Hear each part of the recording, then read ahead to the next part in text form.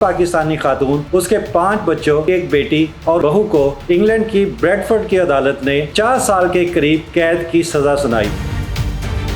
اس خاتون نے کیا ایسا کام کر دیا تھا کہ اس تمام فیملی کو اس کے بچوں سمیت، جس میں اس کی بہو بھی تھی، بیٹے بھی تھے، بیٹی بھی تھی، کسی کو 10 سال، کسی کو 12 سال، کسی کو 7 سال اور کسی کو 2 سال قید سنائی۔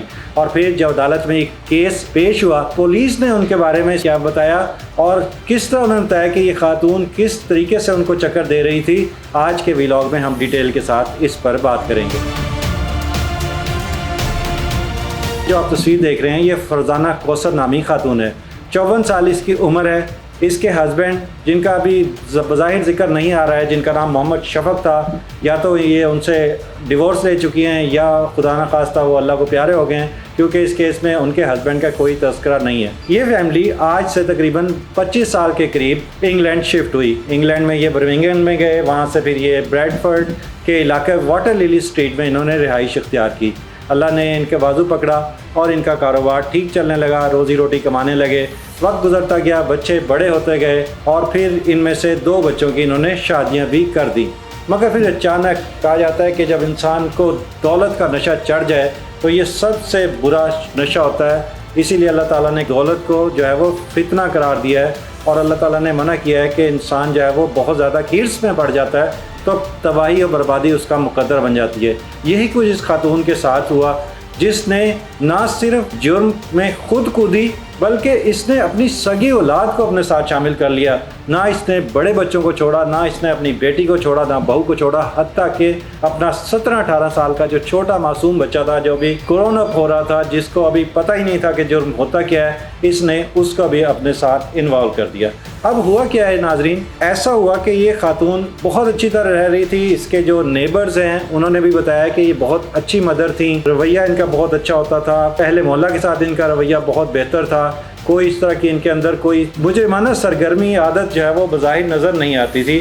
بہرحال وقت گزرتا گیا، اس کو دولت کا لالچ پڑا، اس کو اچانک امیر بننے کا دورہ پڑا، اور پھر اس نے ایک ایسا بھیانک طریقہ اختیار کیا کہ اس نے کہا کہ میں راتوں رات ارب پتی یا کھرب پتی خاتون بن جاتی ہوں۔ اس کا تعلق کسی پاکستانی ایک ایسے مافیا کے ساتھ ہو گیا جو سمگلنگ کیا کرتا تھا۔ اس نے اس کو اپنی لائن پہ لگایا، اس کو سہانے خواب دکھائے اور اس کو یہ کہا کہ وہ چند دنوں میں ارب پتی بن سکتی ہے۔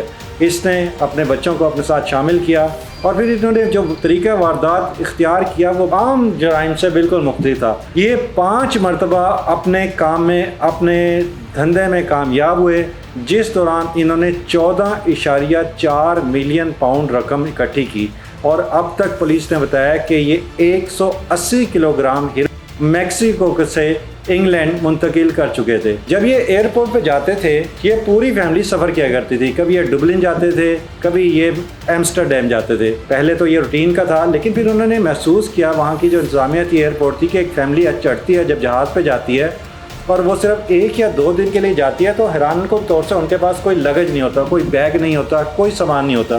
وہ جہاز میں سوار ہوتے ہیں اور وہاں سے ایبروڈ چلے جاتے ہیں، اور پھر جب وہ واپس آتے ہیں، جب وہ UK پہنچتے ہیں، تب بھی ان کے پاس کوئی سامان نہیں ہوتا، حتیٰ کہ یہ UK کے جب جہاز سے اترتے ہیں تب بھی ان کے پاس کوئی بیگ، کوئی پرس، کوئی اس طرح کی چیز نہیں ہوتی۔ مگر جب یہ لوگ ایئرپورٹ سے باہر آتے تھے، اپنی گاڑی میں بیٹھنے کے لیے لگتے تھے، تو ان کے پاس 1 یا 1 سے زیادہ بیگ ہوتے تھے۔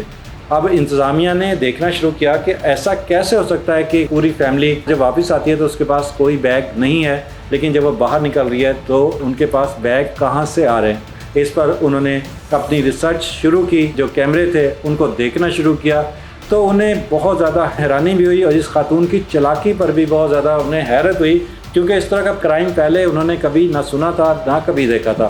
ہوتا یہ تھا کہ یہ فیملی جب ڈبلن جاتی تھی یا یہ ایمسٹرڈیم جاتی تھی، تو وہاں سے یہ میکسیکو کے ذریعے کوئی ڈرگز وغیرہ لے کر آتے تھے، لیکن یہ ڈرگ خود ڈائریکٹ اپنے پاس نہیں لے کر آتے تھے، بلکہ ان کے ساتھ شخص شامل تھا جو بریڈفورڈ کے ایئرپورٹ پر یہ سامان یا لگیج پہنچاتا تھا۔ پھر یہ لوگ ایک موبائل نکالتے تھے، اس موبائل میں یہ اپنی تصویریں دیکھنے لگ جاتے تھے۔ جب انہوں نے اس CCTV فوٹیج کو کلوز کر کے دیکھا تو انہوں نے دیکھا کہ اس میں ان کو ایک بیگ یا اس طرح کی چیزیں نظر آتی ہیں، जिस में इन्होंने आइडेंटिफाई करना होता था कि जो बैग रेंगते हुए करीब करते हुए उससे चलते हुए आ रहे हैं उसके ऊपर, वो उनमें से उनका बैग कौन सा है। और जो ही वो बैग उनकी तस्वीर से मैच हो जाता था मोबाइल की पिक से, तो ये बैग उसको उठा लेते थे और किसी को इन पर शक नहीं होता था। इसके बाद उन्होंने एक कार्रवाई देखी, फिर इनके बैग से हिस्ट्री निकाली, तो क्योंकि ये ज़्यादा टाइम नहीं गुजरा था, सिर्फ सितंबर और अक्टूबर 2024 से लेकर अब तक ये 5 मरतबा ये कार्रवाई डाल चुके थे, तो उन्हें सीसीटीवी फुटेज निकालने में कोई प्रॉब्लम नहीं हुआ और उन्होंने देखा कि हर बार ये ऐसा ही कर रहे हैं। जब इनको रोका गया, इनका बैग खोला गया, तो उसके अंदर से आप हैरान होंगे कि 180 किलोग्राम कोकीन निकली, जिसकी मालियत $10 मिलियन से ज़्यादा की थी, जो कि पाकिस्तानी अरबों रुपए में बनती है। उसके बाद इस खातून को गिरफ़्तार किया गया और फिर इसके बच्चों को अब ये बताया जा रहा है कि इसके जो 4 बच्चे हैं, उसमें मोहम्मद उमैर, उसकी उम्र 22 साल है, जिसको 8 साल और 9 माह कैद दी गई है। इसके साथ जुनैद शफक 33 साल उसकी उम्र है, जिसको 10 साल और 9 महीने की कैद दी गई है। अदालत ने मोहम्मद शफक, जिसकी उम्र 28 साल है, उसको 8 साल कैद की सज़ा सुनाई है। अफसोस की बात यह है कि इसके साथ सज़ा पाने वालों में 2 बच्चियाँ भी हैं। इसमें एक सफ़ा नूर है, जिसकी उम्र सिर्फ 20 साल है, जिसको 7 साल की कैद की सज़ा हुई है। इसके साथ एक सारा हुसैन है, जिसकी उम्र 28 साल है, जो गालिबन इनकी बहू होगी, जिसको 2 साल की सज़ा जो है वो जिसको दी गई है। इसके अलावा एक छोटा बेटा है इनका 18 साल का, हमजा शफक उसका नाम है। इस बच्चे का फ़ैसला, इसकी तकदीर का फ़ैसला 7 अक्टूबर को होगा, क्योंकि उसकी उम्र अभी छोटी है। हुकूमत ये देखेगी कि ये बच्चा कितना इन्वॉल्व है और इसका जुर्म कितना बनता है। खुदा के वास्ते अपने बच्चों को तरबियत सही तरह करें, अपने बच्चों को हलाल रोज़ी की तरफ लेकर आएँ। रातों रात जो अमीर बनने का चक्कर जो है वो इंसान को हमेशा बर्बादी की तरफ लेकर जाता है।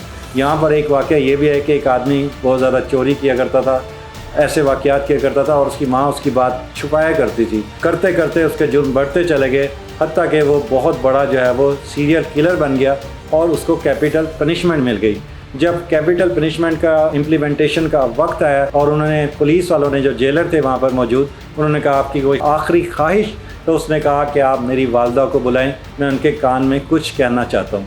और हुक्म की तामील हुई, क्योंकि आखिरी ख्वाहिश पूरी की जाती है। उसकी वालदा को बुलाया गया, तो उसने अपनी वालदा के कान के पास जाके पूरी ज़ोर से उसका कान जो है वो चबा डाला। लोगों ने बहुत हैरत से पूछा कि आखिरी लम्हे में आपने इस तरह की हरकत क्यों की?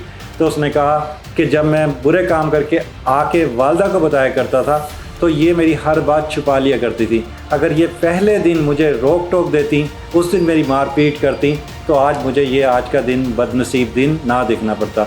तो मेरी हर पाकिस्तानी से, हर मुसलमान से, हर फादर पेरेंट से, खा वो किसी भी तबके से हों, उनसे रिक्वेस्ट है कि खुदा के वास्ते अपने बच्चों की अच्छी तरबियत करें, उनको बेराह रवी की तरफ ना लेके जाएं, क्योंकि वालदैन का काम तो अच्छी तरबियत करना है, उनको बुराई से रोकना है। वालदैन तो जराइम से रोकते हैं, जराइम की तरफ लेकर नहीं जाते।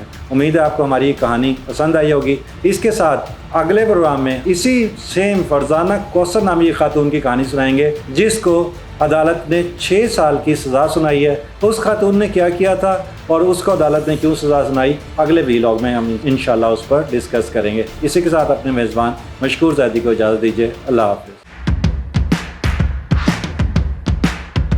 नाज़रीन गिरामी, कबल आपसे एक गुजारिश है कि हमारे चैनल को सब्सक्राइब कर लें।